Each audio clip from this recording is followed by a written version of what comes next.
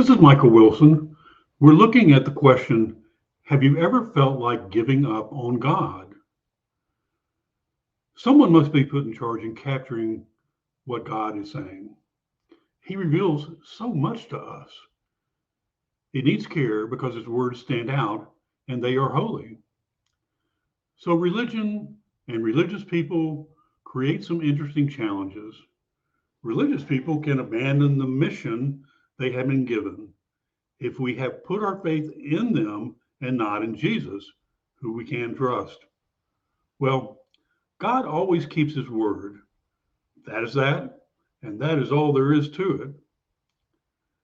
We read in Romans 3:3-4, where the Apostle Paul says, Jesus cannot be rejected because he is always faithful.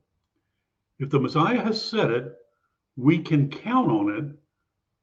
What if some were unfaithful? Does their unfaithfulness nullify the faithfulness of God? By no means. Let God be true, though everyone else would be a liar. So, have you ever wondered if he really cares about you?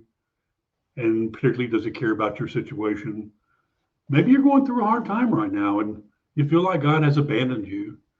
Maybe you have prayed and prayed, but nothing seems to change.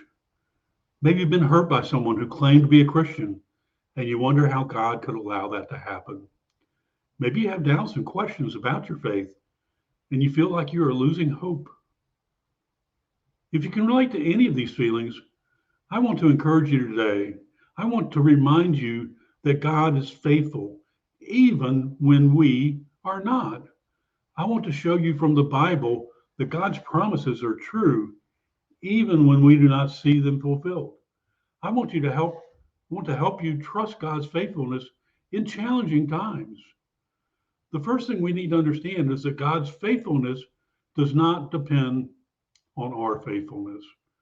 God is faithful because of who he is, not because of what we do or what we don't do. God is faithful because he cannot deny himself. God is faithful because he is love.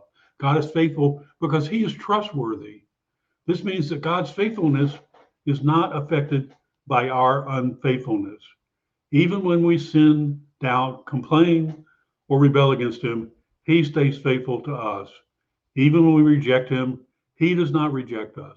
He still loves us and forgives us and pursues us with his unending grace. Now, that's some mighty good news, my friends.